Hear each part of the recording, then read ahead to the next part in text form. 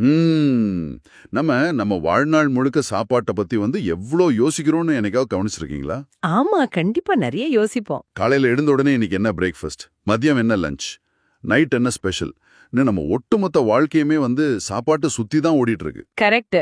ஆனா ஒருவேளை உணவே இல்லாம, எந்த சாப்பாடும் சாப்பிடாம, வெறும் பிரபஞ்ச ஆற்றல மட்டுமே வச்சுக்கிட்டு உயிர் வாழ முடியும்னு யாராவது சொன்னா உங்களால நம்ப முடியுமா? கேக்குறதுக்கே ரொம்ப வினோதமா இருக்கு. ஆமா, அது மட்டும் இல்ல. இதுதான் எதிர்கால விண்வெளி பயணங்களோட திறவுகோல்னு சொன்னா கொஞ்சம் சயின்ஸ் ஃபிக்ஷன் மாதிரி இருக்குல்ல? ஆனா இன்னைக்கு நம்ம ஆழமான தேடல்ல நாம அலச போற விஷயம் இதுவரையிலான உங்களுடைய அடிப்படை நம்பிக்கைகளை அப்படியே தலைகீழ மாத்தி போட போகுது. நிச்சயமா. இன்னைக்கு நாம எடுத்துக்கிட்ட ஆதாரங்கள் எல்லாமே ரொம்பவே வழக்கத்திற்கு மாறான ஆழமான சிந்தனைகளை முன்வைக்கிற விஷயங்கள். ம். என்னென்ன சோர்சஸ் இன்னைக்கு நம்ம கையில இருக்கு? குறிப்பா பாத்தீங்கன்னா, பரிணாம அறிவியலும் உணவில்லாமல் வாழும் ரகசியம் அப்படிங்கிற கட்டுரை, அப்புறம் நீர் மருத்துவம் பத்தின குறிப்புகள், அதுக்கப்புறம் விஞ்ஞானி வெங்கடேசன் அவங்களுடைய தத்துவங்கள் அடங்கிய காணொளிகள். இதெல்லாம் தான் இன்னைக்கு நம்ம டேபிள்ல இருக்கு. Okay, super. ஆனா இந்த விவாதத்துக்குள்ள போறதுக்கு முன்னாடி ஒரு விஷயத்த நம்ம தெளிவா புரிஞ்சுக்கணும். இப்ப இதுல சொல்லப்பட்டிருக்கிற தூய்மை, உணவில்லா வாழ்வு, குவாண்டம் ஆற்றல், இந்த மாதிரி விஷயங்களை நம்ம எந்த பக்கமும் சாராம ரொம்ப நியூட்ரலா ஒரு ஃபேசினேட்டட் டிட்டாச்மெண்டோட தான் பார்க்க போறோம். ஆமா, ஏன்னா இது ரொம்பவே வித்தியாசமான கிளைம்ஸ். கண்டிப்பா. இது நவீன அறிவியலா, மெய்யியலா, இல்ல மாற்று மருத்துவமான முத்திர குத்துறது நம்ம வேலை இல்ல. ஆனா இதுல இருக்கிற டேட்டா, அவங்க முன்வைக்கிற அந்த பாரடைம் ஷிஃப்ட், அதாவது மனித உடலை ஒரு எந்திரமா பார்க்காம ஒரு காஸ்மிக் கருவியா பார்க்கிற அந்த பார்வை இருக்குல்ல, அத அப்படியே உங்களுக்கு புரிய வைக்கிறதா நம்ம நோக்கம். எக்ஸாக்ட்லி. சரி, நேரா விஷயத்துக்கே வருவோம். நாம எல்லாருமே சின்ன வயசுல இருந்து என்ன படிச்சிருக்கோம்? நல்லா சாப்பிட்டாதான் உடம்புக்கு ஆரோக்கியம், மூளைக்கு அறிவு. அப்படிதானே? ஆமா, அதுதான் பொதுவான ஒரு நம்பிக்கை. ஆனா இந்த வெங்கடேசன் அவரோட குறிப்புகள்ல பார்க்கும்போது நம்ம அடிப்படை புரிதலையே சுக்குநூறா உடைக்கிறாரு. அவர் என்ன சொல்றாருன்னா, நாம சாப்பிடுற சாதாரண உணவு தான் உடம்புல நச்சுகளாகவும் கழிவுகளாகவும் தங்கி எல்லா நோய்களுக்கும் காரணமா அமையுது அப்படின்னு சொல்றாரு. ஆமா, ரொம்ப ஸ்ட்ராங்கான ஸ்டேட்மெண்ட் அது. ஒரு காணொளியில அவரு ரொம்ப கோவமா, நான் சாம்பார் தின்கிறேன், பருப்பு தின்கிறேன், ஐஸ்கிரீம் சாப்பிடுகிறேன், இதையெல்லாம் சாப்பிட்டா அறிவு வருமா? கண்டிப்பா வராது அப்படின்னு ரொம்ப அழுத்தமா பதிவு செஞ்சிருக்காரு. எனக்கு இதை படிக்கும்போது ஒரே குழப்பம். சாப்பாட்டுக்கும் அறிவுக்குமான இந்த தொடர்பை அவங்க எப்படி வரையறுக்கிறாங்க? அந்த இடத்துல தான் நினைக்கிற லாஜிக் ரொம்ப இன்ட்ரெஸ்டிங்கா இருக்கு. அதாவது நம்ம சாப்பிடுற உணவை நம்ம உடல் எப்படி ப்ராசஸ் பண்ணுதுங்கிறத பத்தி அவங்க ஒரு புது தியரிய முன்வைக்கிறாங்க. என்ன தியரி அது? பொதுவா நம்ம சாப்பிடுற உணவை உடல் 4 விதமான கழிவுகளா பிரிக்குதுன்னு சொல்றாங்க. முதல் கழிவு வழக்கம் போல திடக்கழிவு, அதாவது சாலிட் வேஸ்ட். ஓகே, அது நமக்கு தெரிஞ்சதுதான். ரெண்டாவது உடம்புக்கு தேவையில்லாத உப்பு நீர், இது சிறுநீரா வெளியேறுது. இது ரெண்டும் நார்மல். ஆனா மூணாவது கழிவு ஒண்ணு இருக்கு. அதுதான் நம்ம ராத்திரி தூங்கும்போது நம்ம வாய் மற்றும் தொண்டை பகுதிகள்ல ஒரு நச்சு பொருளா படியும். ஆ, காலையில எழுந்த உடனே நீங்க பல் தேய்ச்சு நாக்க சுத்தம் பண்ணும்போது ஒரு லேயர் மாதிரி வருதுல்ல, அதுவா? அதேதான். அதுதான் அந்த மூணாவது கழிவு. சரி, இப்போ அந்த 3 கழிவுகள் வெளியேறுதுன்னு வச்சுப்போம். ஆனா 4வதா ஒரு கழிவு இருக்கு, அதுதான் ரொம்ப ஆபத்தானதுன்னு அந்த நோட்ஸ்ல எவ்வளவு எச்சரிக்கை கொடுத்திருக்காங்களே, அது என்ன? அதுதான் மாவுச்சத்து, அதாவது ஸ்டார்ச். இந்த மாவுச்சத்தை அவங்க ஒரு ஸ்லோ பாய்சன் மாதிரி தான் பாக்குறாங்க. ஓ, ஸ்டார்ச்சியா?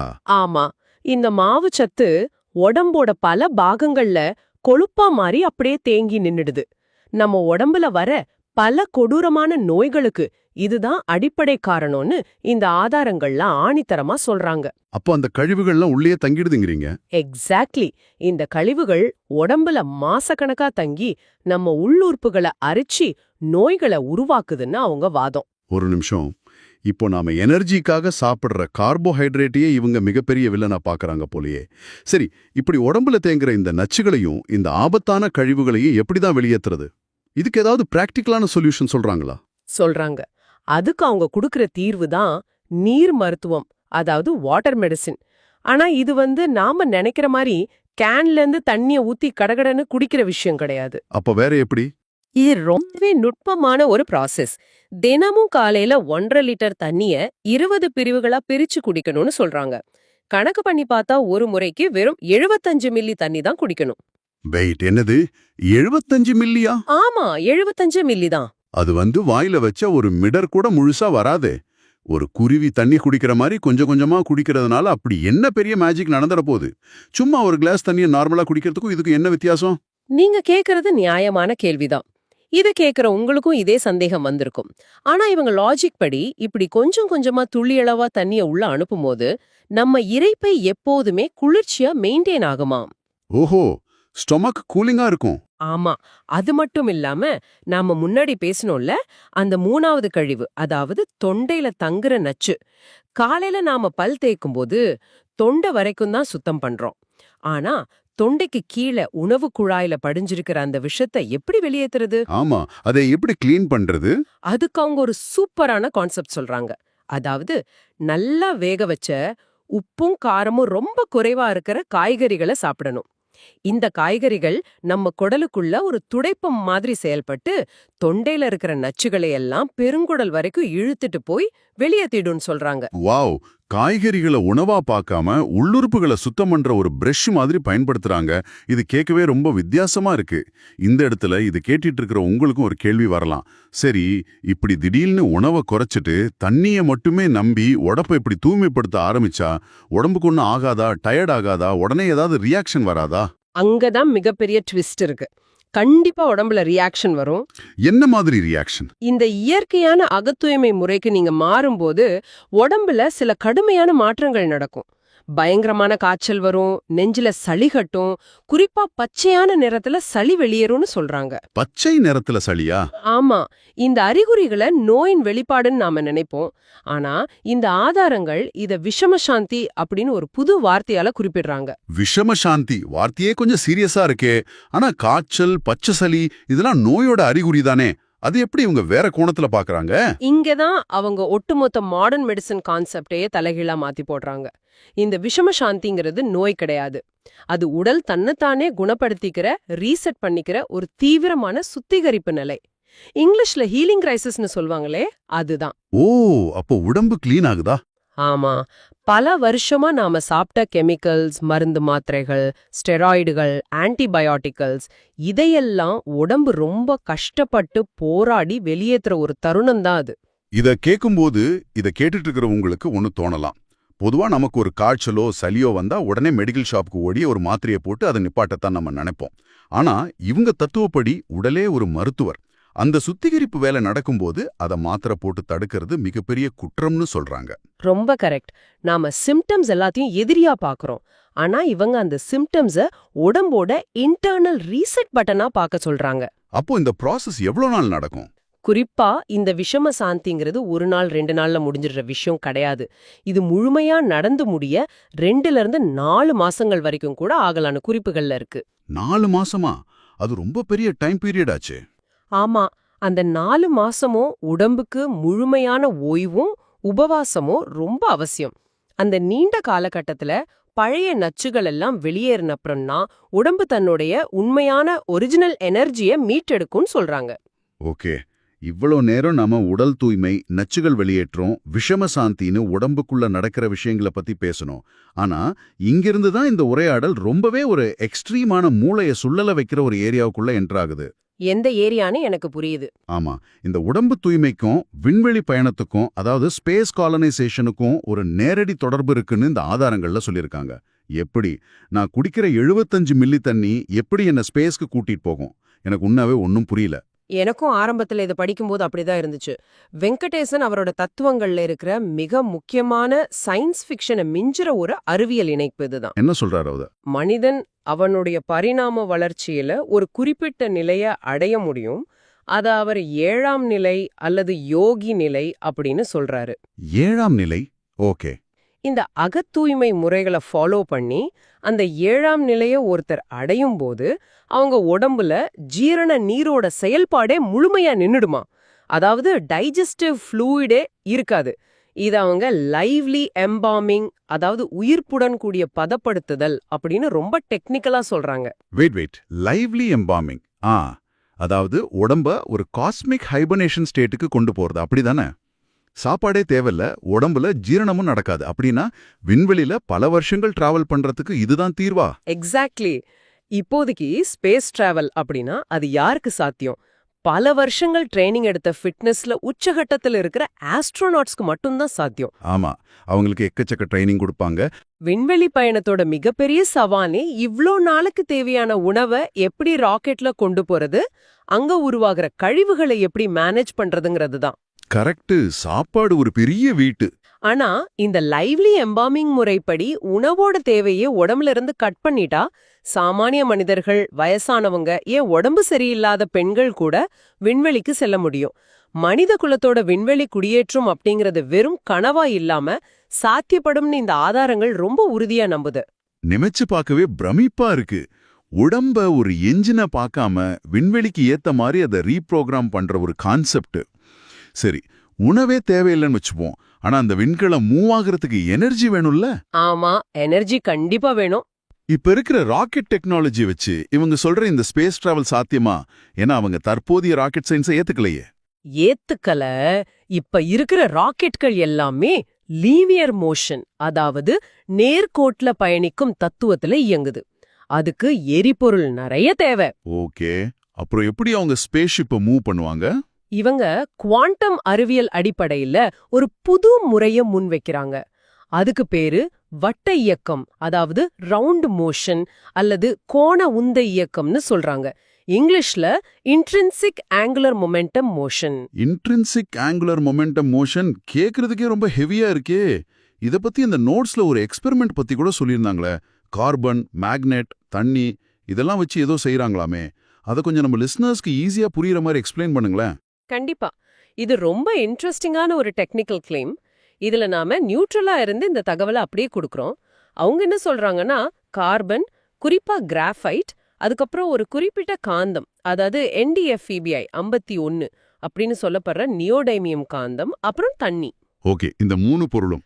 ஆமா, இந்த 3ஐயும் இணைச்சு எந்த ஒரு வெளியீட்டு எரிபொருளும் இல்லாம ஜீரோ எனர்ஜி தத்துவத்துல கரண்ட் தயாரிக்க முடியும்னு ஒரு பரிசோதனையை விவரிக்கிறாங்க. வெளியிலிருந்து எந்த ஃபியூவலும் இல்லாமையா? ஆமா, இந்த செட்டப் மூலமா 1.1 1.5 வோல்ட் வரைக்கும் மின்சாரத்தை தொடர்ந்து தயாரிக்க முடியுமா. இத விண்வெளியில ஒரு க்ளோஸ்ட் லூப் சிஸ்டம், அதாவது முடிவற்ற சுழற்சி முறையா பயன்படுத்தினா அன்லிமிட்டெட் எனர்ஜி கிடைக்கும்னு சொல்றாங்க. பிரபஞ்சத்தோட வெற்றிடத்துல வெறும் தண்ணியையும் காந்தத்தையும் வச்சு முடிவற்ற ஆற்றல்ல அறுவடை செய்யறது, இப்ப இருக்கிற மெயின் ஸ்ட்ரீம் பிசிக்ஸ் இதை ஏத்துக்குமா ஏத்துக்காதா அப்படிங்கிற விவாதத்தை தாண்டி பிசிக்ஸே இப்படி ஹேக் பண்ணி ஸ்பேஸ்ல சர்வை பண்ணலாம்னு இவங்க யோசிக்கிற அந்த ஆம்பிஷன் இருக்கு, அது உண்மையிலே அசாத்தியமானதுதான். ஆமா, அந்த சிந்தனையே ரொம்ப புதுசுதான். சரி, இவ்வளவு அறிவியல் விண்வெளி அப்படின்னு பேசிக்கிட்டு இருக்கிற அதே ஆதாரங்கள் இன்னொரு பக்கம் மேற்கத்திய கல்வியையும் மாடர்ன் வாழ்க்கை முறையையும் ரொம்ப கடுமையா விமர்சனம் பண்ணுது. அது ஏன்? அந்த விமர்சனம் ரொம்பவே ஆழமானது. இன்னைக்கு நாம பெருமையா நினைச்சிட்டு இருக்கிற இந்த ஐரோப்பிய கல்வி முறை மனிதர்களை வெறும் பட்டதாரிகளா மட்டும்தான் உருவாக்குதுன்னு அவங்க குற்றம் சாட்டுறாங்க. ஓ, அவங்க எஜுகேஷன் சிஸ்டத்தை அட்டாக் பண்றாங்க. ஆமா, இது அவங்க வெள்ளக்காரனின் கல்வி அப்படின்னு ரொம்ப ஸ்ட்ராங்கா அட்டாக் பண்றாங்க. நாம இங்க இத ஜஸ்ட் ஒரு ஃபேக்டா தான் ரிப்போர்ட் பண்றோம்.